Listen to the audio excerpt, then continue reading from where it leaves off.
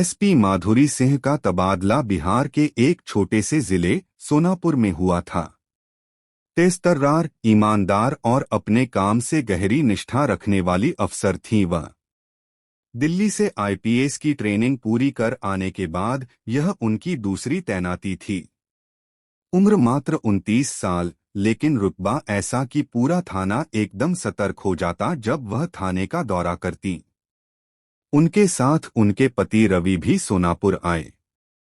रवि काफी शांत, सरल और कम बोलने वाले व्यक्ति थे।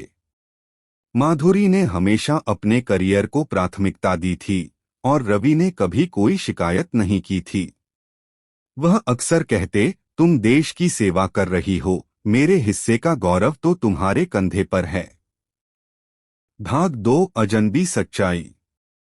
सोनापुर आकर माधुरी को धीरे धीरे यह खटकने लगा कि रवि सुबह जल्दी कहीं चले जाते हैं और दोपहर में लौटते हैं। वह पूछती तो रवि मुस्कुराकर कहते, थोड़ा घूम लेता हूँ, खेत खलिहान देखता हूँ। एक दिन माधुरी को एक फोन आया, एक पुराने स्कूल मित्र का, जो अब इसी जिले में डीएम था। माधुरी, उसने धीमी आवाज में कहा, कुछ कहना चाहता हूँ, लेकिन बुरा मत मानना। आज सुबह मैं एक निर्माणाधीन सरकारी भवन के निरीक्षण पर गया था। वहां तुम्हारे पति ईंट ढोते हुए मिले। मजदूरों की तरह काम कर रहे थे। माधुरी को जैसे किसी ने झटका दे दिया हो। उन्होंने तुरंत गाड़ी निकाली और उस जगह पहुंची। वहां धूप में पसीना बहाता हुआ रवि दिखा, एक बोरी सीमेंट पीठ पर लादे। भाग 3, मुंह मोड़ना। माधुरी वापस घर लौटीं तो रवि पहले की तरह शांत थे। उन्होंने एक कप चाय बनाकर सामने रखी और बोले, तुमने देख ही लिया अब। माधुरी की आवाज भारी थी, रवि, तुमने ऐसा क्यों किया? तुमने कहा था तुम्हें कोई काम नहीं मिला अब तक, पर तुम ये सब।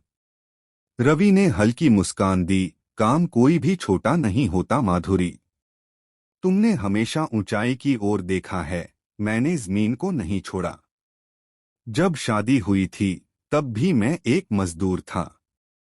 तुम्हारे परिवार को यह बात नहीं बताई गई थी क्योंकि तब वे यह रिश्ता स्वीकार नहीं करते। माधुरी ने कुछ नहीं कहा। वह अंदर तक हिल चुकी थीं। उन्हें लग रहा था जैसे दुनिया भर के सवाल उनके सामने खड़े हों। भाग 4, समाज की आंखें।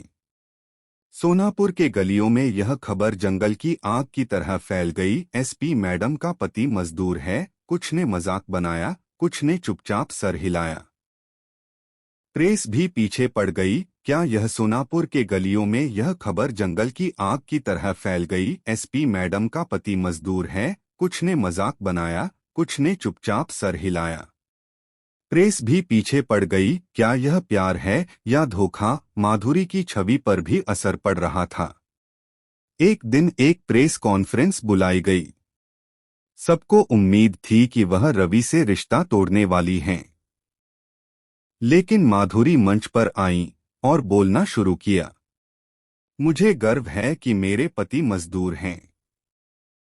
जिस हाथ से वह ईंट उठाते हैं, उन्हीं हाथों से समाज की नींव बनती है। मैंने आज तक जितने अपराधी पकड़े हैं, उनमें से ज्यादातर ऊंची कुर्सियों पर बैठे लोग थे। और मेरा पति, वह ईमानदारी से पसीना बहा रहा है। मैं उसे त्याग नहीं सकती। मैं उस पर गर्व करती हूँ। पूरा हॉल कुछ क्षणों तक चुप रहा, फिर तालियां गूंज उठीं। भाग 5, स्वीकार्यता। समय के साथ सोनापुर की जनता ने रवि को सम्मान देना शुरू किया। कई युवा उससे प्रेरणा लेने लगे। रवि ने मजदूरों के हक के लिए एक संगठन शुरू किया। वह अब मजदूर था, लेकिन आवाज में इतनी ताकत थी कि विधायक भी सुनते थे। माधुरी और रवि के रिश्ते में सोनापुर में बदलाव की बयार बह रही थी। रवि अब सिर्फ एक मजदूर नहीं था, वह मजदूर एकता मंच का संस्थापक बन चुका था। जिस ईंट से वह दीवारें बनाता था, अब उसी ईंट को प्रतीक बना लिया गया, मेहनत और न्याय का प्रतीक। माधुरी एसपी थी, पर घर में वह सिर्फ रवि की पत्नी थी। शाम को जब दोनों छत पर बैठते तो चाय के साथ सपनों की बातें होती। मैं चाहता हूं एक दिन ऐसा आए जब कोई मजदूर अपना बच्चा अफसर बनते देखे और उसे लगे कि यह उसका हक है, कोई एहसान नहीं, रवि कहता। माधुरी मुस्कुराकर कहती, और मैं चाहती हूं कि एक दिन ऐसा आए जब किसी एसपी का पति मजदूर हो और किसी को हैरानी न हो। भाग 7 टकराव। मगर जब बदलाव आता है तो टकराव भी लाता है। एक दिन रवि के मंच ने एक पुराने निर्माण प्रोजेक्ट में हो रहे घोटाले का पर्दाफाश किया। मजदूरों को मिलने वाली मजदूरी में भारी कटौती की जा रही थी। मामला सीधे एक बड़े बिल्डर और लोकल विधायक से जुड़ा था। उस विधायक ने पुलिस पर दबाव बनाया कि रवि को चुप कराया जाए। एसपी माधुरी के सामने आदेश आया, रवि और उसके मंच के कुछ लोगों को अशांति फैलाने के आरोप में गिरफ्तार करने के लिए। माधुरी के हाथ कांप गए।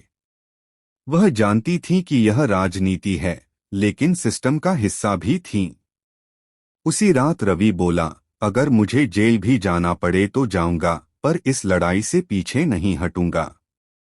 तुम जो करना चाहो करो, लेकिन मैं झुकूंगा नहीं। माधुरी ने अपने अफसर होने का धर्म निभाया, आदेश का पालन किया, लेकिन रवि की गिरफ्तारी में एक भी लाठी नहीं चली। उसे गिरफ्तार किया गया, लेकिन ससम्मान। भाग 8 अदालत में इंसाफ। रवि की गिरफ्तारी ने पूरे प्रदेश में आग लगा दी। मीडिया, मजदूर यूनियन और छात्र संगठनों ने सड़क पर उतरना शुरू कर दिया। सोशल मीडिया पर हैशटैग चल पड़ा, स्कामासडोरपति। मामला हाई कोर्ट तक गया। रवि ने खुद अदालत में बहस की, बिना वकील के। मेरे हाथों पर ईंट की धूल है, लेकिन किसी का खून नहीं। जिन हाथों ने मुझे गिरफ्तार किया वे भी मेरी पत्नी के हैं और मुझे उन पर भी गर्व है।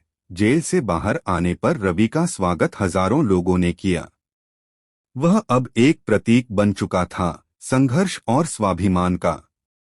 माधुरी को इस दौरान विभागीय जांच का सामना करना पड़ा, लेकिन उसका ईमानदारी और न्यायप्रियता साफ साबित हो गई। उल्टा उन्हें president's medal for integrity in service से नवाजा गया।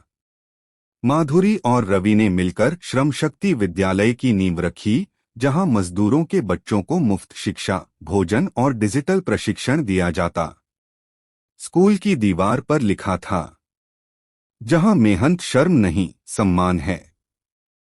अंतिम भाग, कहानी का वह मोड़ जहां प्रेरणा रहती है। सालों बाद एक बच्चा मंच पर खड़ा होता है, छोटा सा, लेकिन उसकी आंखों में रोशनी है। वह कहता है, मेरे पापा मजदूर थे और मेरी मम्मी एसपी।